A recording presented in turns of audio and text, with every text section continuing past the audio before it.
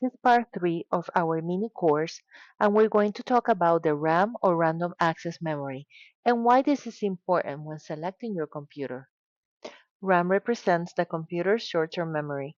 It stores data actively in use, allowing multiple tasks to run smoothly and efficiently without overloading the system. An example of short-term memory functions could be remembering where you left your car keys, the 3 items that you needed to pick up from the grocery store, or remembering a phone number just long enough to dial it. RAM acts as a temporary container, storing data that the computer actively uses for tasks. It helps with quick access and flawless performance while running applications. More RAM means more bandwidth to tackle multiple apps simultaneously without crashing.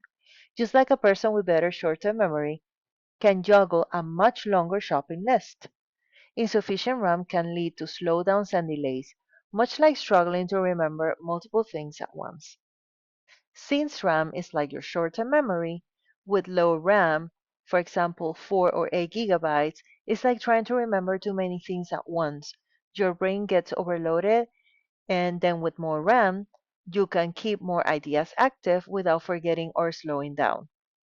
So, more RAM equals a smoother performance when running multiple apps or heavier programs at the same times. Using our human brains analogy when selecting the RAM for your computers, ask the following questions. Are you going to need multiple apps open at once because of the nature of your job? Or do you have applications that might take a heavy load on the short-term memory of your computer? For example, if you do video editing or graphic work, you might benefit from a higher RAM capacity. You probably wonder what is high and what is low when it comes to RAM. And to answer that, let's take a look at the illustration.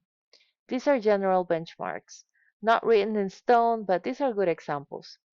8 gigabytes is enough for basic tasks like browsing the internet, using Word, simple Excel tasks, writing emails.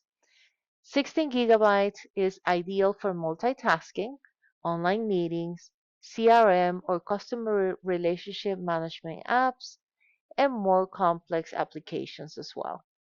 24 gigabytes is excellent for heavy multitasking, streaming, video editing, high resolution graphics, podcasting, or maybe you see yourself running many programs at once.